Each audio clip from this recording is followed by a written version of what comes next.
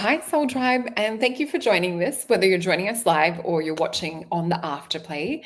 And welcome to a new series, Awakening Insider, with Greg Doyle, Phil Rice, and myself. So tonight we're going to be talking about dreams, which is a really interesting topic. But before we get into that, I just want you guys to intro yourselves first, if you don't mind. Phil, I've got you on top of my screen if you want to start by just giving us a little intro. Certainly. Well, thank you so much for having me here. And, the fact that, the three of us are going to be doing something together is quite special for me. I've been really looking forward to this. So thank you for setting this up, Solreta. And thank you to everyone in the chat who's watching us now and in the replay. My name is Phil Rice. I have a variety of things that I do, but something that, is very special to me is having adventures and taking the wisdom that the value that I discover on these adventures, whether it's lucid dreaming, out of body experiences, working with clients, and reading and developing myself. I love qigong and tai chi, and I'm also a hermetic Kabbalist. I'm very fond of the Franz Baden tradition of hermetic cultivation, and so I guess what I am is I'm an adventurer. And I'm a shaman of sorts, and I love working with people and helping them sort of transform their lives and helping them discover insight and values and exploring these topics for themselves, and also for myself, just bringing these some of these dense topics sort of and translating them for the the current populace, using relatable and I guess good language, current language, bringing it to the street. So that's me in a nutshell, I guess. Awesome. Well, thank you for that intro. And I can see the stream is a little bit choppy. So I'm not sure if you need to maybe drop the quality down on your end, Phil. And how about you, Greg? Welcome to the new show. Yeah, it's great to be here. I know you guys so well now, and it amazes me that it's the first time we're all together, actually. You're right. You're quite right, Phil. This is the actual first time I think we've all been on together. Yeah, it is. Yeah. So look, it's wonderful. It feels very normal, and we've all come together through the same kind of interests, I think, and like Phil and yourself, Sol. I'm an adventurer as well, and felt kind of, to those who know my story, kind of thrust into it, not against my will, but kind of funny, thrust into the whole astral experience early on. Now that's 20, 25 years ago or so, and but then looking back, like this theme, now I do energy healing and teach astral travel and lucid dreaming and stuff. But looking back, like when I was a kid, the lucid dream experience did have me very interested when I was like up to a teenager and stuff. So I think the topic today is something that's really close to all our hearts. And anyway, it's great to be here with you guys. Oh, well, thank you both for joining me. And I guess with my background, I have, since as early as I can remember, which is probably about age 4, experience, whether it's like lucid dreams or beings and ETs and things like that I've interacted with, as well as always seeing auras. So a lot of you know that that's my background, and working in the mystical side of things and working in psychic readings and aura drawings and teaching how to see auras, but also my potions. So it's not a martini that I'm drinking at this before noon over here in Melbourne. It's actually the Vision Quest potion. So this is a perfect one for, for the dream side of things and getting us into the energetic alignment and vibe. So just to start out, just to drop in, and I'll pop this up. Let me just see.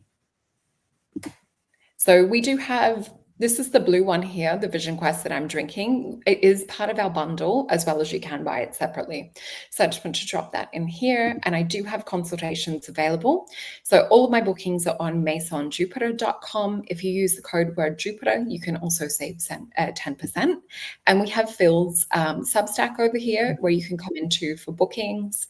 And we also have Greg's Astral Travel website as well. So you can also subscribe to these guys' newsletters, and you will see there's various different services. There's Reiki, Astral Travel meditation.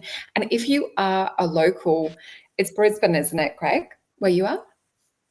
Yep. You can actually go and check out the Pandora Star Light Therapy, which when I finally make it back up your way, I want to come and check out that. But you can book private sessions with Greg too. So just to get us sort of settled into not only the topic of dreams, but I really wanted to bring to the audience that you guys have this equipment. So everything we're talking about tonight, you guys have the faculties on a very physical and electrical and magnetic level to be able to work with all this stuff. So we can see here this little chart that I've got. We've got gamma waves at the top. And with this one, this is more where we go into deep states of healing. So if we're more tapping into that blueprint, that original, blueprint of the divine and how we're meant to be perfectly orchestrated, this helps us to also tap into sort of a deeper level of cosmic consciousness or that unity type energy. We can see we have beta waves next, which is our ordinary, normal, everyday waking world experience. So when we're doing sort of more menial tasks or having just, low-level basic things where we don't need as much brain function. And we all have, over the last couple of years experienced a lot of people walking around in beta. So it's sometimes also a little bit that lower frequency level. We also have alpha here as well. This is where we start to tap into meditation when we're hitting the alpha and the theta brainwaves. So meditation, healing, and also when we tap into sleep, which is where we're in this dream realm side of things, we're going to be tapping more into theta and even delta. And the next little one, which you guys might have seen on other shows, is brainwave synchronization. So this is a really important tool that you guys can use, whether it's hemisync or other binaural beats where you're playing different tones. This will automatically drop your brain into these deeper levels of synchronization as well. So right brain being connected to the universe, left brain being connected to logic. It just harmonizes and closes out the noise that the logic brain will sort of ramble and taps us into that universal creative absolute. So I'm just going to come to you now, Greg. What is it that first inspired you to start working with dreams? Look, I tell you, when I was a kid, I did have a lot of lucid dreams, and I was, look, you might have heard the story, but it was funny because as a kid, I had issues falling asleep. I didn't know how to fall asleep, so I would lie there awake for hours, and I would ask my friends. I still remember vividly asking my friends and even teachers and my parents, and a lot of my questions people didn't really take seriously because I thought Greg was a bit different. But I never knew how to fall asleep. I thought, I'm missing something here. So what I used to do is I lie there for hours. I'd have to get into a story. I'd have to make a story or think of music. And as you both know, and as Phil also was a musician, but I would think of music. I'd make up music in my head. And then when the music became real, I knew I was asleep. Or when the story became real, as in, it was like inside a movie, then I knew I'd fallen asleep. So that was when I realized I'd fallen asleep. So I would actually, looking back, I use a lot of these tools now to go lucid, but it was just instinctual back then. And I thought, look, I just remember being in dreams that I could control. And back then, as a traumatized young kid a little bit, I probably, I remember, look, I'll tell you one pivotal dream in my early teens. It sounds traumatic, but it is what it is. But I remember in this particular dream, I'll tell you quickly the subject matter. There was like a lovely scene of a grandfather and a grandchild fishing. And I'd been brought up a little bit living with my grandparents because of the situation at home. Anyway, it was a beautiful scene, and it was, beautiful brooks, a little stream gurgling by. They were fishing, beautiful day, and I knew I was dreaming. So I rock up to them both, and I just put my hand behind them and just quickly and sort of just gently kind of push them into the river. And it was quite a fast flowing, and they kind of drowned. And I remember I followed them inadvertently, and I started drowning myself. And I thought, hang on, this is my dream. I'm not going to drown. And I started to panic. I actually started to panic. Now, when I did finally wake up, it was like coming out of sleep paralysis. for the first time, I realized that I had some responsibility in dreams. Even as a young kid, I realized that dream figures weren't just what I could do with them. Funnily enough, that skill, the lucid dreaming skill, was taken away from me for some years after that. So that was what kind of this penny dropped. I thought, okay, when that comes back again, I realize that's actually something not to tamper with so lightly, in the best sense. But that was what got me into it. It was just such a cure. I never forget that dream. That was that when I realized this is actually important. This is not just messing around. There's actually dare I say it, there's some karmic things at play here. So in the best sense, it has to do with our story and our charge and our karmic load, if you like. So yeah, that was in a nutshell. That's interesting how, it was just something spontaneous and like your intuition guided you with that. I love that. And I think, that would be by design. And I wouldn't be surprised if we saw something connected to do with that in your astrology, that's what you're here to awaken within the world. And yeah, I think that's in alignment with Awakening the Giant within your book too, talking about your experiences. I can see your internet sort of buffering in and out as well. Maybe it's the heat in all of our countries and states at the moment as well. I know for me, the dream state has changed a lot. I feel that when I was a child, it was something that I didn't want to go to sleep at night. I think because being so sensitive to the energies, I could feel them come in, or different beings that come in, especially as a child. The more that we are tapped into, having a fear or seeing energies that we don't know what they are, it sometimes creates that fear, and then that perpetuates more and more spiraling of fear. So I definitely enjoyed dreams a lot more as an adult. I've learned how to, I guess, battle things in the astral in dreams. And even the other night, actually, I had an experience in a dream that was 3 ETs. They were not positive ones, and there was sort of a stairwell, and I remember myself trying to get away from them, and then realized I was in dream state, or sort of in the astral.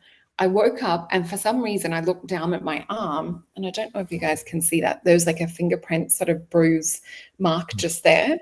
I don't know what it was, but I looked down and saw what looked to be a fingerprint on my arm. And this was after that experience with the 3 not so positive ETs that were in there. So some of these beings exist from an interdimensional point of view in more what we would say is like a lower astral state. And so they will kind of try and get in or interfere with your dreams. That's why it's really important to do protection.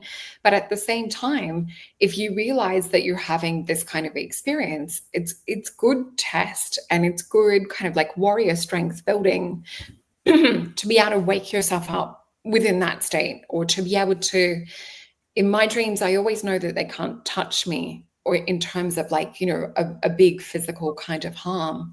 So I know I'm protected in that way. But yeah, it was just a really interesting experience the other day. Good reminder to do protection before bed too.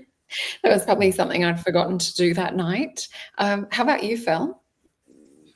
Well, thank you. Yes. I remember having dreams as a kid, but then, there were other things in life, I guess, that sort of took my attention. And it wasn't until I started meditating sort of around 2014 that I started making space and exploring. I'd be waking up at like 3 o'clock in the morning, and I wouldn't know why. And I was like, well, let's just get up and meditate. And then I would go back to bed maybe after about an hour, so maybe 4:30. And then, wow, I'd sort of done all the rejuvenation period of the mind and the body needed to rejuvenate. And now it was like I was just suddenly thrust into this highly vivid, engaging kind of dream reality. It wasn't lucid to start with, but when I awoke, it was very easy for me to recall. And once I started writing it and stretching the recall muscle, it really just consistently nurtured, I guess, my curiosity for it and the value. Because I'm having these really interesting experiences. I'm like going, okay, how is this valuable? It's interesting, but what can I harvest from this experience? And once I sort of started reading and exploring the literature and talking to other people, it became quite clear to me that there's, lots of different types of dreams. You can be at various levels of consciousness inside a dream as well. And, and then of course, when I started having a couple of lucid dreams, man, that just opened some whole new doorways of exploration, because now I was able to interact with the dream environment and essentially provide prompts or questions that I would get answers for, and I was able to change things.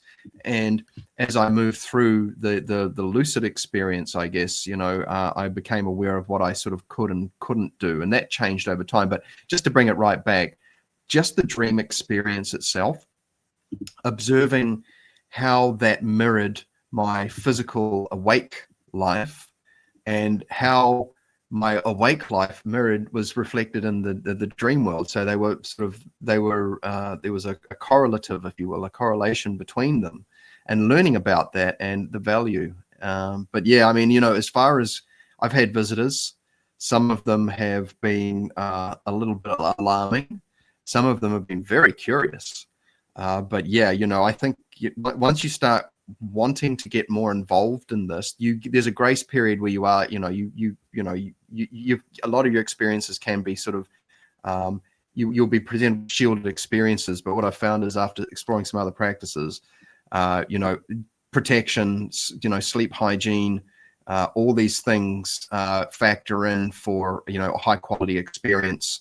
And, even the thoughts that you take with you before you go to sleep. That's why it's so crucial to make peace with yourself before you go to sleep. So that's just a bit of a nutshell on, some of the what's been going on. Oh, cool. And yeah, I know you guys have both had experiences with beings and things. So this question, and thank you for your question, Phytho. Hopefully I'm saying your name right. So anyone experienced the Bahava state? Or stage. So I did actually Google this really quickly, because I didn't know the meaning of the word. Let me just bring this up so that I can share this with you guys for the audience as well. So the state of Bahava in Vahishism, I'm just butchering this, sorry, describes a spiritual state rich in deep emotions and devotion, cultural through Saharana. It represents a essential facet of bhakti, signifying the sincere emotional quality developed through spiritual practice. Additionally, Purana highlights the state of Bahava as pure and unaffected condition, conducive of attaining a higher state of wisdom. This concept underscores the importance of emotional engagement and purity in the pursuit of spiritual growth and understanding. So that was just on the Wisdom Library. But yeah, so in answer to that question, I actually have experienced with that, and it would be, and what I would say is more, we talked about it in the Vedic show that I did on Mason Jupiter. So what I was experiencing was contact with these beautiful Vedic beings that were flying in a Vimana. So a Vimana is like a flying temple. And what I recall was not just seeing them, it was this beautiful open-hearted state of never-ending bliss. And more kind of like wanting to stay in that bliss, but realizing it wasn't my time to sort of stay in that bliss. So not a death state, but there was just this feeling of higher attainment of frequency and energy, and them coming in to bestow or to bring a message and energy. So it's not the first time I've experienced that side of things. Whether this is something that we want to work towards in terms of programming or setting an intention to meet with these kinds of beings. I've also had similar experiences in meeting what I would say is more ET or higher dimensional beings as well. But you just get swept up in this beautiful purity emotion that just feels like your heart's exploding and you're just getting all this wisdom kind of poured on you. Did you guys want to share if you've had an experience of this kind of state? Sure, I'll quickly go. I guess from the point of view of being a hermeticist, I seek to understand, or categorize these experiences that I encounter as I move through my practice. And so I'm not very familiar with that word. I've just done a quick search on it, and I see it's related a lot to mood and feeling. And I would even hesitantly sort of add that it maybe hints at a type of rapturous experience. And one thing I've been aware of in my dream travels is that emotions can knock you out of the experience, especially if you get really excited in a lucid dream, right? So it's about keeping it stable. But on the flip side, once you stabilize it, you can actually meditate within the dream experience, and you can essentially fast track some of these stages. That's why we have books like, Dream Yoga. There's many Tibetan lamas that write about this. And so, but yes, I've certainly had some pretty incredible sort of, emotional states during dreams, quite a wide range of them. But I'm sorry, I would have to be more familiar with the term and the context to sort of speak any further. Thank you. Thanks, Phil. And I just want to welcome also some of the new viewers. Thank you for subscribing. And also remember to go check out Phil's and Greg's channels as well on YouTube. They have amazing content that they're also putting out. So how about you, Greg? Did that make sense to you, that Bahava state? Yeah, look, it does. I think that's what we're kind of, that's the experience that kind of really kept me going back for the astral. Well, generally it's an experience that you don't necessarily plan. Like I find with the astral experience that it's true not to be over emotional, but some just, like there are temples, as you say, these flying temples or just temples. I remember once going, just finding myself flying, and I knew I was astral. When I say astral, I mean loosely out of body, and you can be in all sorts of stages there. So not technically in the astral domains, but in what I call an out-of-body state. And I remember this was particularly vivid. I remember I was kind of flying over a beautiful, it was like an estuary. It was like coming from the ocean. And then there were beautiful lotus leaves, all that kind of stuff. And I thought, okay, this is interesting, like a lot of lotus leaves, unusual for the ocean. Then I noticed I flew around, there was this beautiful landing, and then there was this golden temple. Later on, when I kind of started Googling temples, it was very much a Hindu kind of temple, actually, in its style, but it was very ornate, golden. And I remember walking up to it, and I was in a very ecstatic state. These just beautiful states where you just feel, utterly connected, and it can show itself in all sorts of traditions. Like when I've heard the Om, and like, as I said, I'm not a practicing Hindu or not a practicing Christian or Buddhist, but I've had all traditions being expressed to me, if you like, in some way or another. And but this particular temple was so beautiful. I remember walking up to it, and it's a bit like, not your time. Like as I'm walking up the steps and about to go in, and the whole thing, of course, disintegrated. It's like here I am. And even just random. I remember one particular experience that gave me a real feeling of a kind of ecstatic connection. I remember there was this French monk just chanting in front of me, like I'm in the void, and then all of a sudden, like this waiting room in the astral, and this guy just is chanting and in French, and it was kind of medieval French. I just knew it, and then I remember just when he looked up at me, and I just thought, okay, this guy can actually see me. So I'm in the astral. There's just one other person here. And there's this connection often that is not logical, not intellectual. And it's just this feeling, like we talk about downloads, or just the experience itself was just, that was the embodiment, just the chanting. I don't know what he was chanting. It doesn't matter what he was chanting, but the feeling that it gave you, So I guess as you say, Sol, this feeling of like bliss, but it's not your time to stay there. Sometimes you want to stay there because it's so good. Yeah.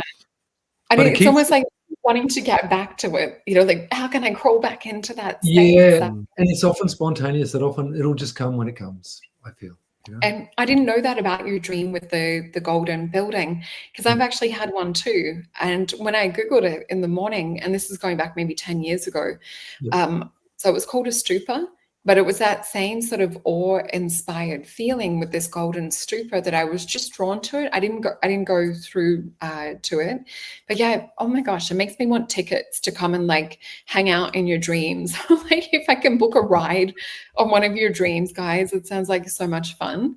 Is there a certain practice that you both utilize to set things up? Like, I know for me, you know, if I'm wanting to intend to have a certain experience in a dream, which if I'm wanting a deep sleep, I don't usually intend for things to happen in dreams. But I might set up with maybe taking some melatonin or some Blue Lotus, Vision Quest, sometimes a combination of like all three, and I'll set my intention, and I might even do like little, this is a bigger channeler crystal, but 2 channeler crystals, like little ones, one in each hand. And that sometimes with a crystal under the pillow of my head will also stimulate, you know, to go into that almost kind of hyperspace type feel for dreams. Is there any practices you guys will utilize maybe when you want answers from dreams, or if you just want to have a cool experience? Okay. Yeah. I mean, you know, I've experimented with a lot of ways to induce the experience itself and seek to enrich it and vivify it, if you will, to make it more vivid and stable. You know, and I found a set of practices in one book, and I can't remember the name of the chap, but he was a Buddhist who's quite well known for speaking about lucid dreams. And essentially, there was it was about stabilizing it, and then extending the duration, and then making it vivid. And there's with 3 practices there to sort of help construct or setting for, you know, best practices for best outcomes. And that was quite valuable. But, you know, outside of that, one of the best ways to do it is that, you know, you set the intention when you're on your way to sleep. Like, you might have your beads, and you might say, I'm going to dream tonight, or I will remember my dreams, or I remember my dreams. You know, and then of course, leaving your dream journal open, and so your subconscious goes, oh yeah, okay, that's on. Okay, so you're setting all of these things into place to kind of build up an environment that's all like, oh, okay, it's all being set up for this purpose. Now, if I want to say get an answer, or I want a theme, or craft my dream rather than just say, give me a thing and tell me what's up, sometimes it's valuable and sometimes it's hard to determine value. But one approach, and I've already started writing this up in my dream crafting course, which will be coming out at some point in the year, but basically using tarot cards to essentially induce a theme of a dream. Like, you know, it's starting generally with the minor arcana because they're quite relatable. And in the Rider-Waite deck, there's lots of their pictures of people doing things. So you'll have a dream essentially, and this might happen over 2 or 3 nights, and you'll have a similar type of dream experience. There'll be, each dream, there'll be like a dark-haired lady with a number of items which will reflect the card and the type of the experience. You know, it's really fun to do this, to bring in some, to give the dream poet, if you will, some parameters and language to help build an understanding bridge between your conscious and unconscious mind, so that you can sort of, because, you know, they're like a puzzle box. They're like riddles. When you get the gift of a dream, and then it's, you know, you try to unpack it to make sense. But yeah, I'd say that's probably it. I have tried crystals under the pillow, and I've tried, there are some herbs as well. But generally, if I want to, what was it? Mugwort. Oh yeah, you got to be, that's a bit that you got to be careful with some of them, because I did it wrong once, and I ended up having a very bad time. So, you know, do your research. But there are herbal ways of engaging these things. But yeah, I kind of like the vanilla approach of just like working with what I got, which is just setting intention. Like I said, though, getting up really early, doing the wake back to bed, where I get up and I walk around and I might have a stretch and do some concentration meditation, so that I don't wander off into unconscious sleep if I want a lucid dream.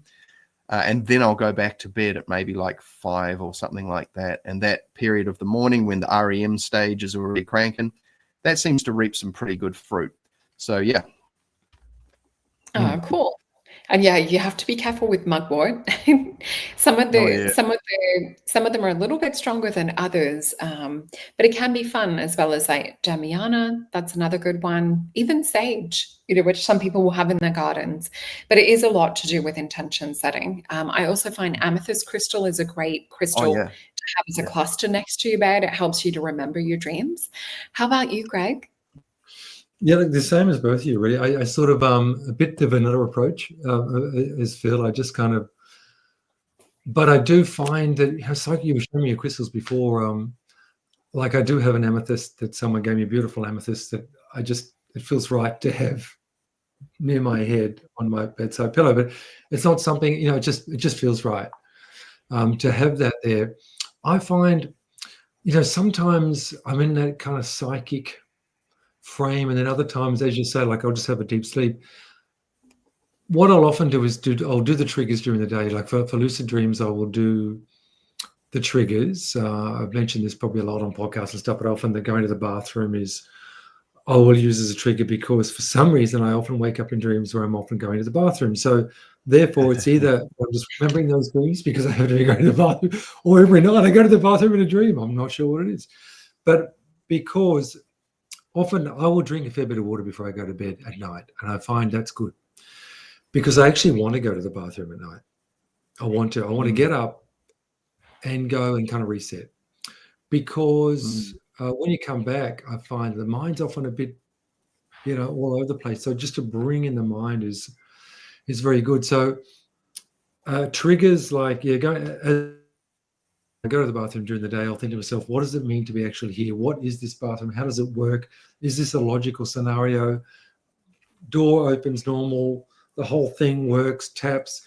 And then and actually what I've realized is I actually do that a lot during the day. And I find if people really want to have lucid dreams, I found like every hour or so, think, what does it mean to be actually in 3D? Like, how does it feel to be in what we call normal logical reality?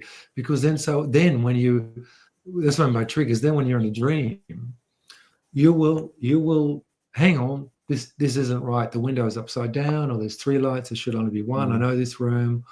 So I find the trigger thing is just something that's ongoing at all times. And I think that any of us, probably we all do this. We're constantly gauging what does it mean to be in this reality. So, and then the other thing I'll do, if I really want a lucid experience at night, when I fall asleep on my back, and I will, I want to remember my dreams, I want to be conscious in them, and I will basically activate the third eye to fall asleep. So what I mean by that is I'll lie there and I will just have my eyes a little bit, my actual eyes in their eye sockets pointed up slightly toward my brow. What that does is it takes me longer to fall asleep, which is the aim, which is a bit annoying. But then all of a sudden, so the mind starts to kind of almost fall asleep, but then you remember to keep, and the eyes are a little bit of tension in the brow region. And I find that all of a sudden things become very lucid. Like even before I've fallen asleep, my mind just gets very still, gets very, very, very still. And I often have a feeling of depth, like there's light in my forehead. So that the phosphenes behind the eyelids, if you like, attain a kind of depth. So I'm looking for some kind of light structure coming through there. So yeah, I just find activating the third eye, lying on the back symmetrically, thinking, okay, I'm going to fall asleep awake. Basically, I want to fall asleep having this view of the room around me. So I'm kind of aware of the room around me. So I'm quasi-conscious of my spatial situation while I'm falling asleep. That's a long-winded answer. There's a few things in that, but I guess that's what we do. That works really well. It's a technique that we use in hypnotherapy as well to, sort of roll your eyes back or pop your eyes to a certain, higher level of the roof, and to get your eyes to be above. So I sometimes will use that, triggering myself to go into a hypnotic state, or put the binaural beats on too if I sort of want to get there a little bit faster. So one thing that they talk about that you're not doing a dream state, and I just want to get your idea on this. There's one of those weird internet things out there. So I've heard that you're not supposed to eat food in a dream. Now, I've been eating food in my dreams lately, which is really bizarre, because I don't know if I've been conscious of that previous years. And I don't seem to have felt anything bad or ill effect or anything negative that's come from it. But the other thing that people talk about is that you're never supposed to ask what the time is in a dream. Have you guys heard or experienced these things? I mean, I've certainly eaten things in dreams, and it's been fine. I guess, you depending on how conscious you are in the dream. Like I said, I've experienced that's very kind. Thank you, Discipline Freedom. essentially, the more conscious you are in the dream, the more sort of data and the experience you can have. Like if you're like really tired and you end up dreaming and you're just kind of floating in and out, it's probably not gonna be a super rich experience that you remember as such. But the food, sometimes I remember it and sometimes I don't. Sometimes I can taste it and sometimes I don't. I haven't sort of actively sought it out. But you know, and as far as what you were saying before, what was the other thing that you mentioned, Sol? Oh, so there was eating in a dream. Oh, and Yes. sometimes it'll be food that we don't have in this reality. I forgot to mention. Sometimes Oh, I'm yes. eating things we don't have here. But the other thing is, I don't know if it's a superstition or if it's like the astral time or dream lords, whatever you want to call them, whether it's drawing attention to yourself is what I've heard around asking the time. So you're not supposed to ask the time in the Oh, yeah. dream. It's almost like these beings will turn around and they're aware that you're awake or conscious within the dream state. That's just something I've heard floating around the internet. Oh, yeah. Okay. So, you know, my understanding is that a dream is a sort of a personalized pocket of the astral. That's my take on it, my current conclusion. It's not, you know, it is very astral. It's very thick compared, you know, especially if you get into Qigong and you start floating yourself in a Qi ball, you know, you get used to the feeling of the swimming sensation. And I find it's very similar to having out of body and dream experiences because it's the environment is thicker. That can be a trigger as well. But, you know, as far as time goes, from a human point of view, if it is indeed in the astral, that's a timeless place. So they're going to be kind of looking at you going, oh, you know, you must be from the physical perhaps. But I haven't really sorted out. I have had experiences where I've seen clocks and times, and I'm not sure how that translates to anything, but I'm not aware of that one. That's a curious one. Maybe I'll have to ask next time and see what happens, and I'll let you guys know. Yeah, please report back. That'd be really interesting. And if you guys in the chat in our Soul Tribe, if you have experienced this, please pop it into the chat. Or if you guys have questions, if you can put them in all caps, and then we can get to your questions too. How about you, Greg? Have you had food or asked the time in your dream? No, look, in dreams, I guess you do. I mean, a lucid dream, I wouldn't have been attracted to eating food in a lucid dream because you're not hungry. But in dreams, for sure, I've eaten food. And it's an interesting point because there's something weird about eating food in dreams. There's something weird about it. I've often felt at the time there's been some kind of negative experience. Well, actually, one dream I did have, I used to love honey. I used to love eating honey. And I had a series of honey dreams. And where I'm overdosing on honey. I've got this toast, you know, beautiful toast, and I'm just putting so much honey. I'm eating it. Woke up and went, ugh. Had it twice in a row. I can't eat honey. I used to love it. Wow. Even the spiritual metaphor behind that, you know, honey and the vibration and the medicine. Well, I think also this was a few years ago when I was living overseas, and I thought of I did go deliberately went off sugar, all sugars, and I realized, well, honey is actually, oh, it's healthy. Yeah, it's sugar, and to eat it in such quantities as we do. Right, so I just went off maple syrup, went off honey. So I just went when I say any added sugars, I don't have.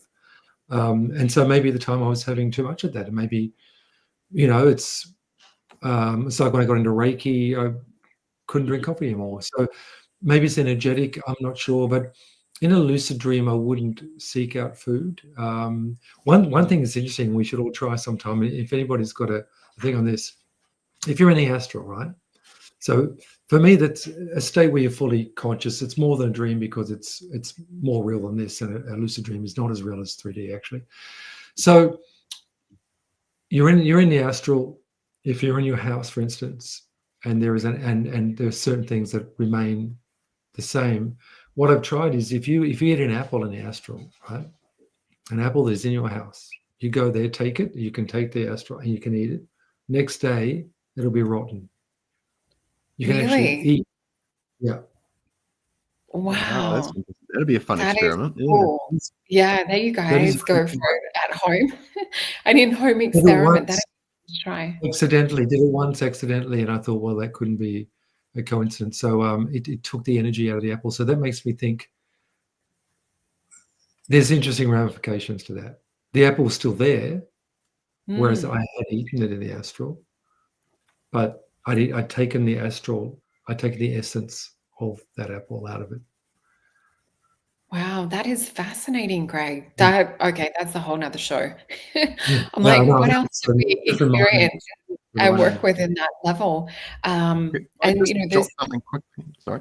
yeah, sure. Sorry, thank you. I just wanted to say that, it's one thing to sort of find food, and it's another thing to accept food. And generally when, in certain practices and like hermetics, we generally won't accept food because it's almost like you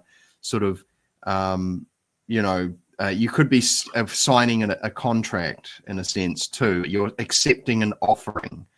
And so, it's like I said, there's two different things there, accepting food can be considered sort of forming an agreement or taking something without knowing what the other end of the offer is. So I'll just share that, and just an all caution.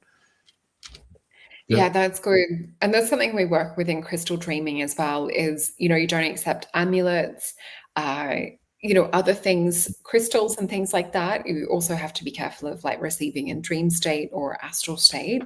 Was there something else you wanted to add, Greg? No, that's interesting what you're saying, Phil, about that. I think you're right.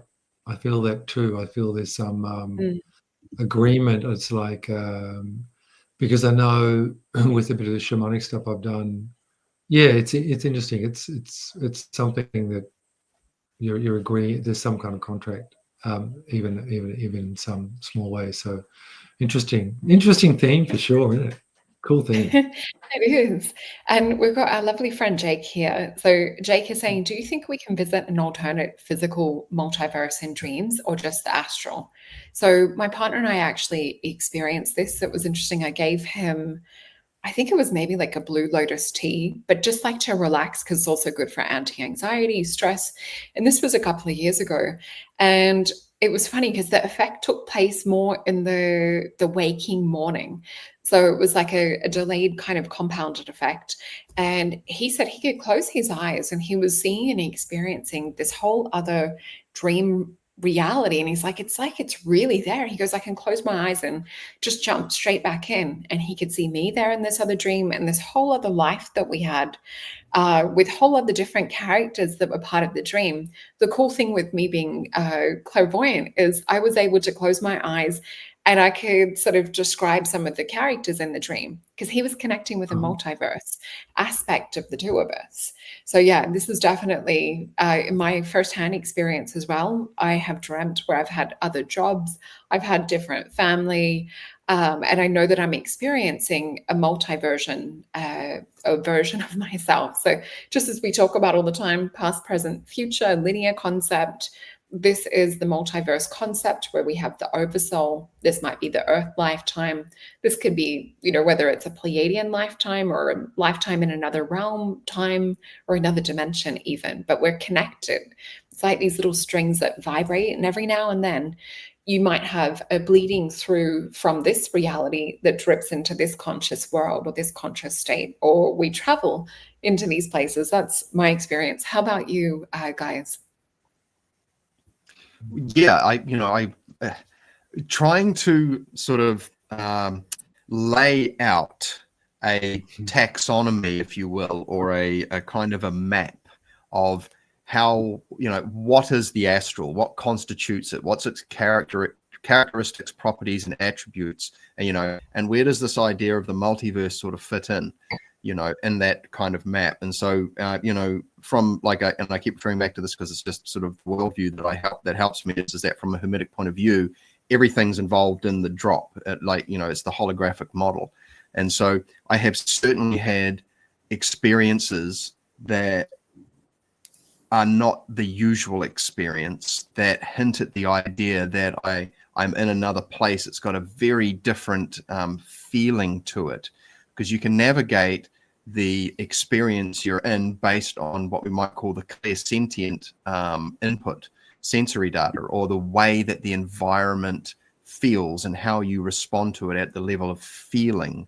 It's got a tangibility to it that helps to sort of separate it into sort of classifications and categories. But, you know, as far as the multiverse concept goes, you know, in my own personal experience, there have been key moments, you know, where I've been on a craft and I'm like, is this a dream or is this an actual kind of experience where I've been invited or pulled or something? And, you know, I don't like things happening against my will. I trust that my higher self is steering the ship when I'm in a less conscious state, so that, you know, I'm not being, you know, having my free will exploited as such when I'm in a less conscious state. But I tend to agree that there are many layers to explore, many strata on the journey, and just finding ways to sort of identify how they're different by identifying the contrasting environments and the way that the environment feels and the types of symbols you'll see. This is my best attempt at seeking to make sense of if I am in a different place to where I usually am. Oh, okay, cool. And I can see Emma is saying the same thing. And what I always sort of will describe to my clients is when you're on board a craft or when you're having like an ET contact experience, a lot of the time it does feel dreamlike. And it's usually that they're contacting you on like a higher dimension. So it will feel very much more real than like a dream sense. There's like a more kind of like tangible or a feeling that you can't really shake. Whereas a lot of the time when we have a dream, we wake up and it fades into the distance. Whereas with the ET contact experience, my definition of it being a little bit different is it sort of sits and stays there and you can close your eyes and go back to it. So yeah, thank you for sharing your experience too, Emma. And how about you, Greg? Yeah, well with the dreams, because yeah, the dreams often you have those repetitive dreams where you're going back to places and you remember in the dream that those places you've been before. And you know, you have them again and again and again, like these chapters. We're living other lives. It's kind of a bit weird. And then when you're falling into that dream state, I can often recognize those dream, you know, places, that vibe, as you say, different vibe.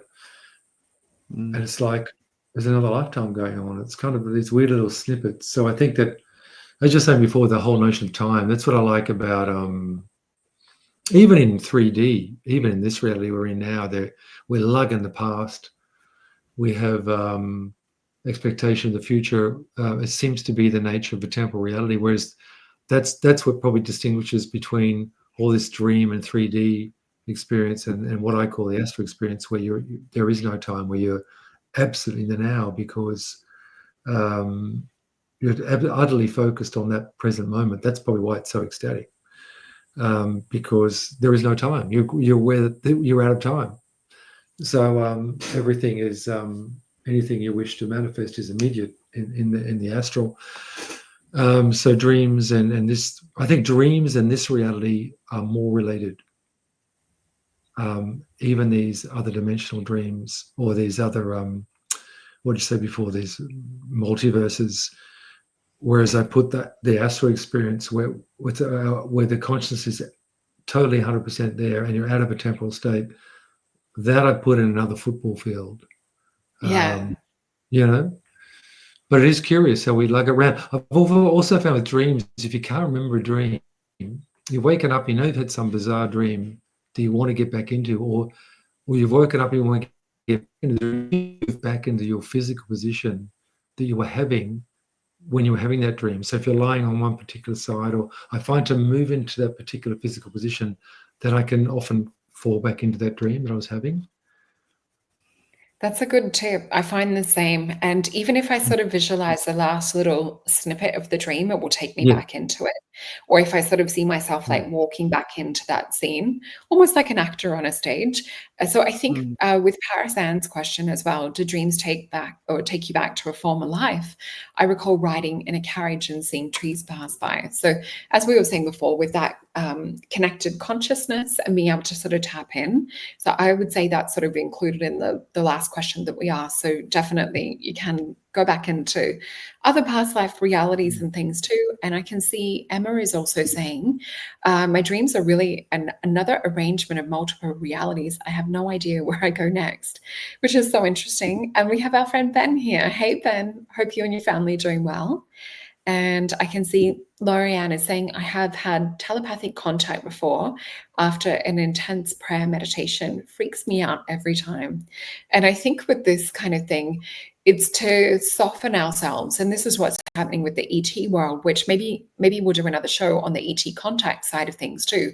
Because a lot of us are being prepared, whether it's through the dream experiences and contact softly in this way. I do know some people that I guess are harder to reach in that aspect, and they've had the full-blown show up in the physical contact experience. So they do gently try and approach more from the dream aspect first.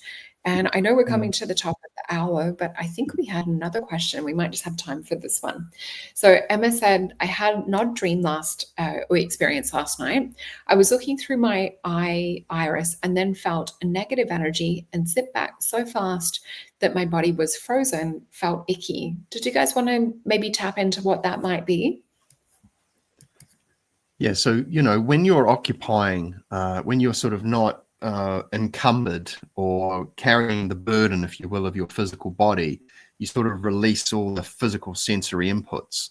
And so, when you're in the dream environment, you're accessing another layer of data. And so telepathic communication, it's more, rather than words, I found it's more like you receive a packet of understanding. But just to talk about that one that, hang on, where was it? When we're looking through our eyes in the dream environment, and if you're feeling your eyes, that's a question I'd ask you, Emma. Did you actually feel your eyes? And I think too that like the astral, from a Hermetic point of view, is the realm of sensation form, and so you will tend to interpret a lot through the feeling body. Of how you navigate it, like I'm going this way. Ugh, I don't like the way that feels, but it's probably going to be, hyper exaggerated in some cases, because, like I said, all your physical sensory inputs are switched off. You're occupying the next sort of levels up of your experience, the astral body, mental body, and so forth. So, as far as what it might mean, it's probably need more context, but it serves you well to become aware of, like, I don't know why, but going this way makes me feel kind of gross. So just go that way. So, yeah. That's a great answer. How about you, Greg? Yeah, and it goes back to what we talked about earlier on about when you mentioned feeling good, like when you fall asleep, sleep hygiene. Remember we mentioned at the beginning of the podcast, that notion of when you're falling asleep to kind of fall into a beautiful state. So to be kind of consciously feeling really good when you fall asleep. Like I know one nice technique is I like to to lie there, as I said, on my back, but I like to think of myself, you can exchange the word cosmos for God or universe, whatever you like, but I remember thinking, if I could fall asleep thinking that I am the cosmos or I am God, that feels really good.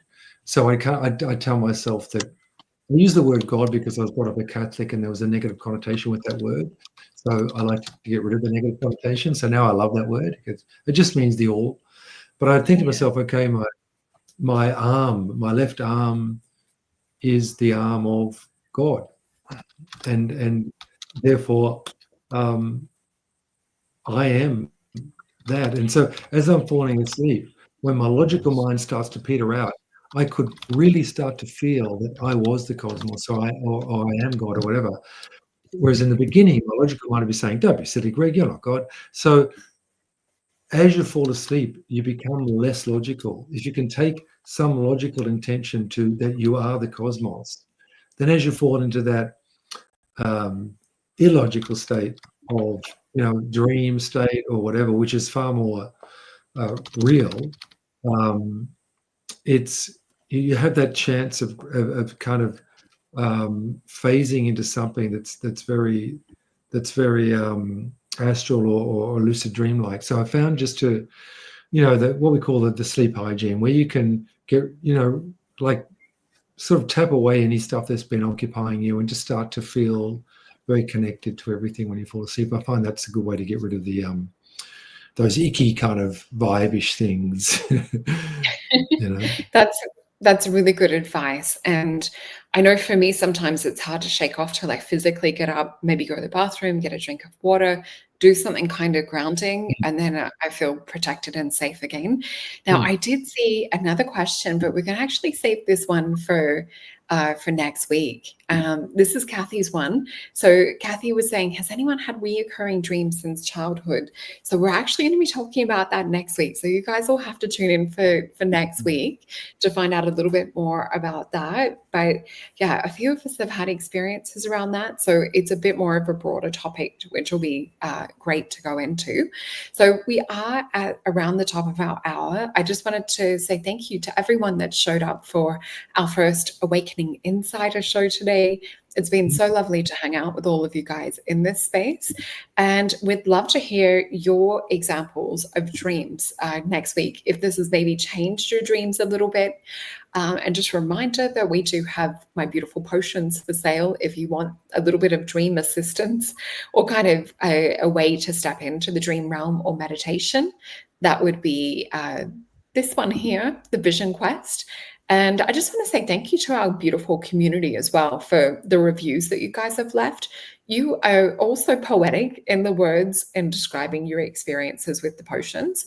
And don't forget that you can also book a session and save 10% off a reading with me over on masonjupiter.com. Just use the word Jupiter for the 10% off. And Phil has his sessions available over on his Substack. So I've popped them up in the chat and on the screen a couple of times. And we also have Greg. Oh, Greg, I meant to ask you as well. Do you have a workshop coming up? Not as such, no. I've got my online one there, but I'll have one coming up soon in Brisbane. I might even do an online workshop as well over Zoom, because I used to do them combined. Had all sorts of technical hiccups when you've got an online audience and a physical audience, as you can imagine. So I'm going to separate them from now on.